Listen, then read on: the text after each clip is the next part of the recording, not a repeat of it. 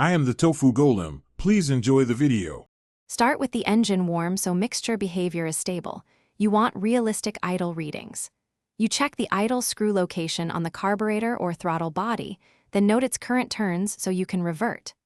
Once done, shut off electrical loads like lights and the fuel choke so RPM responds purely to the air-fuel setting.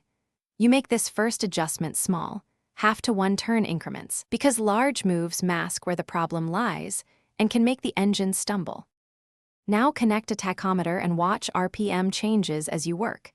You adjust the idle screw slowly, 1/4 to 1/2 turn, and wait 5 to 10 seconds after each move so the idle can settle. That prevents overshooting. Once the idle sits in the target band, check mixture.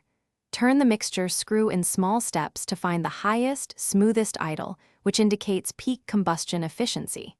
If the engine hunts, back off slightly to prioritize stability over a single high reading. Finish by verifying throttle stop and cable free play, because mechanical slack changes idle once you ride. You remeasure idle with everything connected and then simulate load, turn on lights and blip the throttle, so you see how the idle returns. If RPM still drifts or stalls, troubleshoot. Check intake manifold and vacuum leaks, ensure spark plug condition and gap are correct, and verify carburetor synchronization if you have multiple cylinders. If problems persist, consult a technician or service manual for deeper diagnosis. Thanks for watching. Consider subscribing if we helped you today.